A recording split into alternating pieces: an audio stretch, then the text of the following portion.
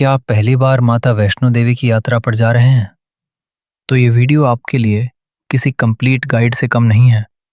इस वीडियो में मैं आपको बताऊंगा कि जम्मू कैसे पहुंचना है, कटरा में क्या करना है, रजिस्ट्रेशन कैसे होगा, यात्रा का पूरा रास्ता क्या है, कहाँ कहाँ रुकना चाहिए, होटल, खाना, हेलीकॉप्टर, बैटरी कार, रोपवे, दर्शन की प्रक्रिया और ऐसी ज़रूरी बातें जो बहुत कम लोग बताते हैं। अगर आपने ये वीडियो पूरा देख लिया तो आपकी पूरी यात्रा आसान और तनाव मुक्त हो जाएगी। तो चलिए, माता रानी का जयकारा लगाइए। बोलो जय माता दी। भारत के सबसे पवित्र शक्तिपीठों में से एक, त्रिकुट पर्वत की गोद में स्थित माता वैष्णो देवी का दरबार हर साल लाखों श्रद्धालुओं को अपनी ओर आकर्षित करता है। मान्यता है कि माता के दरबार में वही पहुंचता है जिसे माता स्वयं बुलाती हैं। लेकिन पहली बार यात्रा करने वाले श्रद्धालुओं के मन में कई सवाल होते हैं। कैसे जाएं? कहाँ रुकें? कितना खर्च आएगा? कौन सा रास्ता सही रहेगा? क्या क्या साथ ले जाना चाहिए? आज की इस वीडियो में हम आपकी पूरी यात्रा को शुरुआत से लेकर दर्शन तक बिल्कुल आसान भाषा में समझेंगे। नमस्ते शरण्ये शिवे सानुकंपे, नमस्ते जगद्व्यापिके विश्वरूपे, नमस्ते शरण्ये शिवे सानुकंपे, नमस्ते जगद्व्यापिके विश्वरूपे। जम्मू या कटरा कैसे पहुंचे? अगर आप ट्रेन से आ रहे हैं तो कोशिश करें कि सीधे श्री माता वैष्णो देवी कटरा रेलवे स्टेशन तक की ट्रेन लें। अगर सीधी ट्रेन ना मिले तो जम्मू तवी तक पहुंचकर वहां से टैक्सी या बस द्वारा कटरा जा सकते हैं। अगर आप फ्लाइट से आ रहे हैं तो जम्मू एयरपोर्ट सबसे नज़दीकी है। वहां से कटरा लगभग 50 किलोमीटर दूर है। अगर आप अपनी कार से आ रहे हैं तो सड़क मार्ग भी बहुत अच्छा है और जम्मू से कटरा पहुंचने में लगभग 1.5 से 2 घंटे का समय लगता है। कटरा पहुंचने के बाद क्या करें? सबसे पहले यात्रा शुरू करने की जल्दबाजी ना करें। यदि आपने ऑनलाइन यात्रा पंजीकरण नहीं किया है तो अधिकृत काउंटर से अपना यात्रा पंजीकरण RFID आधारित यात्रा एक्सेस कार्ड बनवाएं। यदि ऑनलाइन पंजीकरण किया है तो भी यात्रा से पहले लागू आधिकारिक निर्देशों का पालन करें। अब होटल चुनिए। कटरा में हर बजट के होटल उपलब्ध हैं। यदि आप नवरात्रि, गर्मी की छुट्टियों या किसी बड़े पर्व पर जा रहे हैं तो पहले से बुकिंग कर लेना बेहतर रहेगा। यात्रा में क्या क्या साथ रखें? हल्का बैग रखें। आरामदायक स्पोर्ट्स शूज पहनें। पानी की बोतल रखें। छाता या रेनकोट बरसात में रखें। हल्का जैकेट रखें क्योंकि ऊपर मौसम बदल सकता है। ज़रूरी दवाइयाँ और पावर बैंक भी साथ रखें। याद रखिए, जितना कम सामान होगा यात्रा उतनी आसान होगी।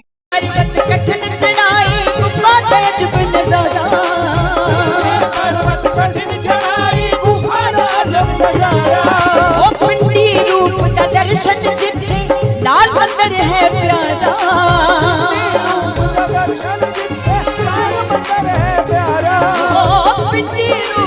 दर्शन जिथे लाल मंदिर है प्यारा, अयो दोबारा सच्चा दोबारा, अयो दोबारा भैया। यात्रा की शुरुआत कटरा से भवन तक लगभग 13-14 किलोमीटर का रास्ता है। पूरा ट्रैक पक्का है। रात में रोशनी रहती है और रास्ते में कई जगह खाने पीने, बैठने और मेडिकल सुविधाएं भी उपलब्ध रहती हैं। यात्रा की शुरुआत दर्शनी द्वार से होती है। कुछ दूरी पर आपको बाण गंगा मिलता है। मान्यता है कि माता ने यहाँ अपने बाण से जलधारा निकाली थी। श्रद्धालु यहाँ दर्शन करके आगे बढ़ते हैं। थोड़ी चढ़ाई के बाद चरण पादुका आता है। मान्यता है कि यहाँ माता के चरणों के निशान हैं। कई श्रद्धालु यहाँ रुककर दर्शन करते हैं और फिर आगे बढ़ते हैं। यात्रा का सबसे प्रसिद्ध पड़ाव है अर्धकुमारी। मान्यता है कि माता ने यहाँ लगभग 9 महीने तक तपस्या की थी। यदि भीड़ कम हो तो दर्शन अवश्य करें। यहाँ से आगे की यात्रा और भी सुंदर हो जाती है। अर्धकुमारी के बाद आपको 2 रास्ते मिलते हैं, पुराना मार्ग और नया हिमकोटी मार्ग। अगर आप आराम से चलना चाहते हैं तो नया मार्ग बेहतर माना जाता है। रास्ते में सुंदर पहाड़, ठंडी हवा और शानदार दृश्य आपकी यात्रा को और भी यादगार बना देते हैं।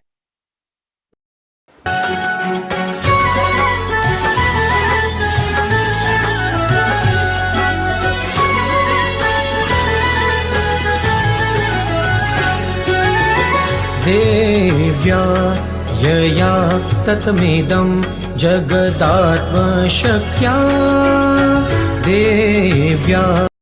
पूरे रास्ते में श्राइन बोर्ड के भोजनालय और अन्य अधिकृत दुकानें मिल जाती हैं। यहाँ आपको चाय, कॉफ़ी, पानी, नाश्ता और साधारण भोजन आसानी से मिल जाता है। जहाँ भी संभव हो, स्वच्छ और अधिकृत स्थानों से ही भोजन लें। यदि परिवार में बुजुर्ग, छोटे बच्चे या चलने में कठिनाई वाले लोग हैं, तो कुछ निर्धारित मार्गों पर बैटरी कार की सुविधा उपलब्ध रहती है। यात्रा से पहले उपलब्धता और बुकिंग की जानकारी आधिकारिक स्रोत से अवश्य जांच लें। यदि आप पैदल यात्रा नहीं करना चाहते, तो हेलीकॉप्टर सेवा भी उपलब्ध हो सकती है। बुकिंग केवल आधिकारिक माध्यम से ही करें। किसी एजेंट या दलाल के झांसे में न आए। मौसम के कारण हेलीकॉप्टर सेवा कभी-कभी प्रभावित हो सकती है, इसलिए पहले से योजना बनाएं। भवन पहुंचने के बाद सबसे पहले क्लॉक रूम में अपना सामान जमा करें। मोबाइल, कैमरा और अन्य प्रतिबंधित वस्तुओं के नियमों का पालन करें। इसके बाद दर्शन लाइन में जाएं। जब आप माता के पवित्र दरबार में पहुंचेंगे और तीनों दिव्य पिंडियों के दर्शन करेंगे, तो वही पल पूरी यात्रा की सबसे बड़ी खुशी बन जाता है। उस क्षण की शांति और श्रद्धा शब्दों में बयान नहीं की जा सकती। मान्यता है कि माता वैष्णो देवी की यात्रा भैरव बाबा के दर्शन के बिना पूर्ण नहीं मानी जाती। यदि आपकी तबीयत और समय अनुमति दें, तो भवन से आगे भैरव बाबा के दर्शन अवश्य करें। आज वहां तक पहुंचने के लिए रोपवे की सुविधा भी उपलब्ध है, जिससे यात्रा काफी आसान हो जाती है। अनुमानित बजट: यदि आप सामान्य यात्रा करते हैं तो लगभग 4000 से 6000 रुपए में आराम से यात्रा पूरी की जा सकती है। यदि हेलीकॉप्टर, बेहतर होटल या अतिरिक्त सुविधाएं लेते हैं तो खर्च इससे अधिक हो सकता है। 10 जरूरी टिप्स: हमेशा आरामदायक जूते पहनें, हल्का सामान रखें, पर्याप्त पानी पीते रहें, भीड़ में बच्चों का विशेष ध्यान रखें, केवल अधिकृत सेवाओं का उपयोग करें, मौसम का पूर्वानुमान देखकर यात्रा करें, यात्रा पंजीकरण और पहचान पत्र साथ रखें, प्लास्टिक और कूड़ा रास्ते में ना फैलाएं, किसी भी अफवाह पर भरोसा ना करें, श्रद्धा, धैर्य और अनुशासन बनाए रखें। दोस्तों, उम्मीद है कि यह कंप्लीट गाइड आपकी यात्रा को पहले से कहीं अधिक आसान बनाएगी। अगर यह वीडियो आपके लिए उपयोगी रही हो, तो इसे अपने परिवार और दोस्तों के साथ जरूर शेयर करें, ताकि उनकी यात्रा भी आसान हो सके।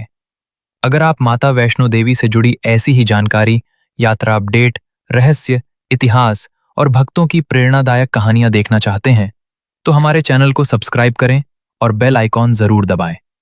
अंत में एक बार पूरे श्रद्धा भाव से बोलिए, प्रेम से बोलो, जय माता दी।